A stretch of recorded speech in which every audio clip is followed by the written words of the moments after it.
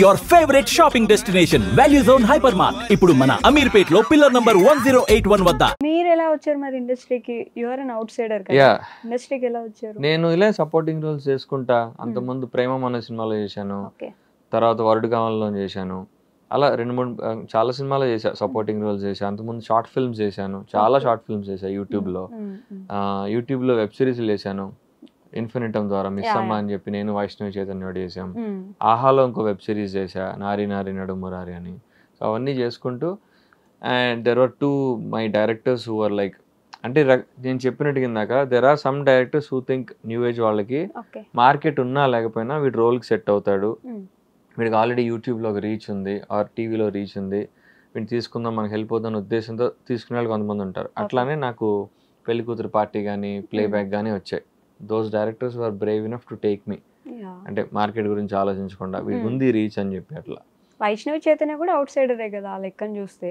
అమ్మాయిలకి కొంచెం వేరే ఉంటది, అబ్బాయిలకి కొంచెం వేరే ఉంటది. అబ్బాయిలకి ఏదో అనుకున్నా కొంచెం డిఫికల్టీ ఉంటుంది, అబ్బాయిలకి కొంచెం ఎక్కువ టఫ్. అమ్మాయిలు కూడా కష్టమే, మాకేంటంటే కొంచెం ఇంకా వేరే. అదే ఒక్కొక్కరికి ఒక్కొక్కరు ప్రాబ్లమ్స్ ఉంటాయి. అబ్బాయిలు కొన్ని ప్రాబ్లమ్స్ ఉంటాయి, అమ్మాయిలు కొన్ని ఉంటాయి. మిమ్మల్ని అంటే ఈ మధ్య కాలంలో ఇది వింటున్నాను నేను, సోషల్ మీడియాలో ఎంత ఫాలోయింగ్ ఉంది, ఇన్స్టాలో ఎంత మంది ఫాలోవర్స్ ఉన్నారు. Is that a thing? అంటే హీరో ఫర్ షూర్ హీరోకి మేబీ కొంచెం హెల్ప్ అవుతుంది. Reach is definitely is important, social media reach. ఇది కాస్ట్ చేసుకోవాలంటే అది కూడా ఆలోచిస్తున్నారు, లైక్ ఓటీటీ ప్లాట్ఫామ్స్ కి వాటికి రీచ్ కూడా చూస్తున్నారు. యాక్టింగ్ ఎలా ఉంది, స్క్రీన్ ప్రెజెన్స్ ఎలా ఉంది, ఇది మాత్రమే కాకుండా రీచ్ కూడా ఎంత ఉందని చూస్తున్నారు. కొంతమందికి రీచే మోర్ క్రైటీరియా అవుతుంది rather than you know acting are look wise అంటే కూడా.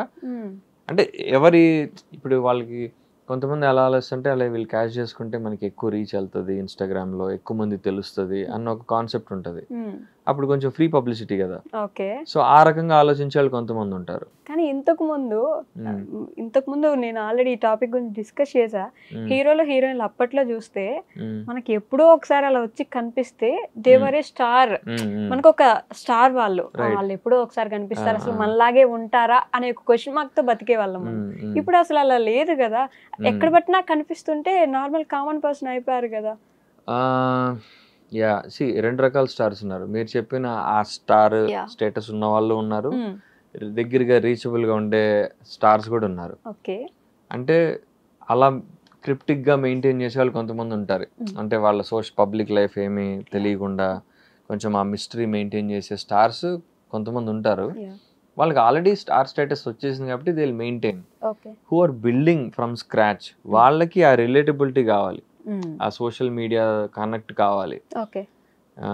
అందుకనే చూస్తే ఇప్పుడు పెద్ద స్టార్లు కూడా some of them are in Instagram, Twitter లో ట్వీట్ చేస్తుంటారు. హీరోయిన్స్ కి అయితే కొంతమంది యూట్యూబ్ ఛానల్స్ ఉన్నాయి, they also keep vlogging, Hindi వాళ్ళు కూడా. So to maintain that connect, అంటే అది ఎవరిష్టం వాళ్ళది. అది ఇంకా అంటే ఆ టర్మ్స్ లో ఆలోచిస్తే వాళ్ళు బ్లాగ్స్ మెయింటైన్ చేయాల్సిన అవసరం లేదు, but they want to have that connection. But అది మీకు మైనస్ అవుతుంది ఎప్పుడైనా? అంటే కాస్టింగ్ కి ఇప్పుడు ఈ ఫాలోవర్స్ మేనేజ్ చేయాలి, మెయింటైన్ చేయాలి, రోజు ఏదో ఒక పోస్ట్ పెట్టాలి, ఇలా అనిపించింది ఎప్పుడైనా? లేదు అలా ఏం అనిపించదు. అంటే ఇనీషియల్ గా ఉండేది, అరే ఇది మెయింటైన్ చేయాలి. ఫర్ ఆల్మోస్ట్ ఇన్స్టాగ్రామ్ వచ్చిన ఇనీషియల్ స్టేజ్ లో ఒక 2-3 years నేను రాలా. I was very hesitant. అసలు ఇన్స్టాగ్రామ్ కొంచెం I was in Facebook. Facebook was more trending ఆ టైంలో. Instagram is just about pictures and videos కదా, రాయడానికి ఏం ఉండదు. ఇట్స్ ఓన్లీ, అది కూడా ఇంతే ఉంటుంది, బాక్స్ లిమిటేషన్స్ ఉంటాయి. So I was very hesitant. దానివల్ల నేను కొంచెం ఫాలోయింగ్ విషయంలో వెనకబడ్డా ఇనిషియల్ డేస్లో. నేను ఎప్పుడో 2-3 years తర్వాత వచ్చా అదంతా అయిపోయినాక. So but then I realized its importance and తప్పదు ఇంకా చేయాలి వచ్చి, you need to market yourself. నేను చాలా మంది నా కలీగ్స్ కూడా చెప్తుంటా, కొంతమంది మేల్ యాక్టర్స్ నాతో సీరియల్లో చేసేటోళ్ళు, దే థింక్ ఇట్స్ నాట్ అంత రిక్వైర్డ్, అవసరం లేదు, పర్లేదులే, మనం మన పని మనం చేసుకుంటే మనకి ఆపర్చునిటీస్ వస్తాయి అన్న వ్యూ పాయింట్లో ఉండేవాళ్ళు కొంతమంది ఉంటారు. బట్ ఐ టెల్ దెమ్ లేదు, ఇది కూడా important. There should be one place where all నీ వర్క్ కనిపించేలాగా, పిక్చర్స్ కానీ వీడియోస్ కానీ, నువ్వు చేసిన ఏదైనా షార్ట్ ఫిల్మ్స్ సీరియల్స్ ఏదో క్లిప్పింగ్స్ ఉంటే అక్కడికి వచ్చి చూసుకుంటే అంతా హో ఈ మనిషి ఇవి చేశాడా, ఇలా ఉంటుందా అని చెప్పి. ఒకప్పుడు ఫిల్మ్ మేకింగ్ ఆఫీసెస్ కి ఆల్బమ్స్ తీసుకెళ్లి చూపించేవాళ్ళు కదా, అట్లా ఇప్పుడు ఇన్స్టాగ్రామ్ అయింది. ఓకే, ఇప్పుడు కూడా వెళ్ళి చూపించాలా లేకపోతే ఇన్స్టాగ్రామ్ లింకే, వాట్సాప్ లో టెక్స్ట్ చేస్తాం, ఇన్స్టాగ్రామ్ లింక్ పంపిస్తారు, లేకపోతే ఏమైనా పిక్చర్స్ ఉంటే 10 నార్మల్ ఫొటోస్ పంపించడం. ఇంకా ఆల్బమ్ రోజులు అయిపోయాయి, ఇప్పుడంతా డిజిటలే కదా. ఇప్పుడు అది కూడా ఒక ప్లస్ ఏమో కదా, అంటే వెళ్ళి సినిమా ఆఫీసుల చుట్టూ నాకు ఒక అవకాశం ఇవ్వండి అని తిరగబడలేదేమో. తిరగక్కర్లా, యాజ్ ఇన్ ఆల్బమ్ పట్టుకుని తిరగక్కర్లేదు, కానీ మెయింటైన్ చేయాలి, కమ్యూనికేషన్ మెయింటైన్ చేయాలి. సమ్ పీపుల్ డూ ఎక్స్పెక్ట్ వచ్చి కలవడం, అది I think that will definitely help. But again కొంతమంది ఎందుకు వీడు రోజు వస్తున్నాడు అన్న, అలా ఇసుకిస్తున్నాడు అని కూడా అనుకోవచ్చు. సో అది కొంచెం బ్యాలెన్స్ మెయింటైన్ చేయాలి. నేను అసలు అలా ఆఫీస్కి వెళ్ళి తిరగను నేను. ఆ విషయంలో నేను వెనకబడ్డానేమో అని ఫీల్ అవుతుంటా అప్పుడప్పుడు. బట్ ఏంటంటే టెక్స్ట్ చేస్తా వాట్సాప్ లో కానీ ఇన్స్టాగ్రామ్ లో కానీ, ఆ కమ్యూనికేషన్ మెయింటైన్ చేస్తుంటా. బట్ చాలా మంది నాకు చెప్పడంటే లేదు, ఆఫీస్కి వెళ్ళి కలవాలి, పర్సనల్ గా మీట్ అవ్వాలి, ర్యాపో మెయింటైన్ చేయాలంటారు. అది అవ్వదు కదా అంత ఈజీగా. నాకు ఇబ్బంది పెట్టినట్టు అనిపిస్తుంది వాళ్ళని, వాళ్ళ టైం ని కిల్ చేయడం, ఎందుకు వచ్చాడు అని అనుకున్నారు. మనకు కూడా కొంచెం సెల్ఫ్ రెస్పెక్ట్ దెబ్బతిన్నట్టుగా అనిపిస్తుంది. వాళ్ళ మైండ్ లో వచ్చేది కూడా మనకి రాకూడదు.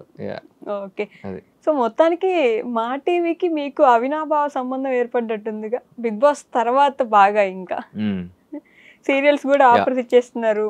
అవునవును, మా టీవీతోనే కనెక్టెడ్ ఉన్నారు అప్పటి నుంచి ఇప్పుడు దాకా. That is true. Bigg Boss ముందర కూడా నాకు చాలా ఆఫర్స్ వచ్చాయి మా టీవీ నుంచి serials. Okay, almost top 6-7 serials reject చేశాయి ఇప్పటిదాకా. అవునా? అంటే ఒక పేరు చెప్పగలరా? 6-7 దీనికి ముందర గుండె నిండా గుడిగంటలు వచ్చింది. గుండె నిండా గుడిగంటలు, yes, విష్ణు చేస్తున్నాడు, అది వచ్చింది. అది చేయకూడదు అనుకున్నా. స్నేక్ ది ఏదో ఉంటది, పృథ్వీ చేశాడు, పాముది. ఓకే, పేరు గుర్తుకురా. మా టీవీ అది కూడా.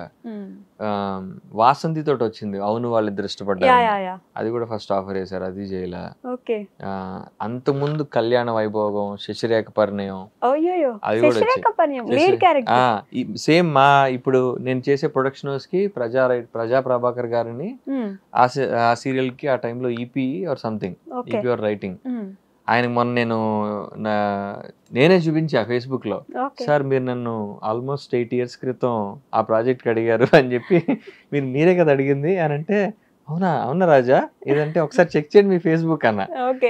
నా ఫేస్బుక్ పాస్వర్డ్ పోయింది, సో ఐ కెనాట్ లాగిన్. ఆయన అడిగి మీరు ఒకసారి చెక్ చేయండి అంటే చూసి, అవును రాజా నిజమే, నేనే నిన్ను అడిగాను 8 years ఎప్పుడో ఎంతకాలం క్రితం కదా అని చెప్పి ఆయన సర్ప్రైజ్ అయ్యింది ఆయన. గుండె నిండా గుడి గంటలు లీడ్ క్యారెక్టర్, లీడ్ అదే విష్ణు క్యారెక్టర్, అది కూడా వద్దనుకున్నా. ఎందుకంటే ఆ టైంలో నేను ఒక మూవీ చేస్తున్నా, బాబు బుల్షిట్ గా అని చెప్పేసి. అప్పుడు అదే సీరియల్స్ కి వద్దామని ఉద్దేశం లేదు. అండ్ ఐ వాజ్ హెసిటెంట్, 50-50 ఉండే ఆ క్యారెక్టర్ మనకి వర్కౌట్ అవుతుందా లేదా అని చెప్పి. But when I heard devas character, అప్పుడు అనిపించింది okay this is apt for me అని.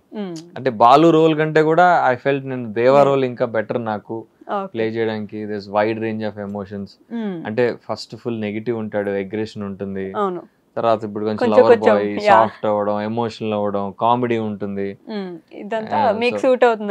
అంటే ఇట్ హ్యాస్, అంటే more than Balu I felt దీనికి ఇంకా ఎక్కువ రేంజ్ ఉంది అనిపించింది క్యారెక్టర్ వైజ్. సో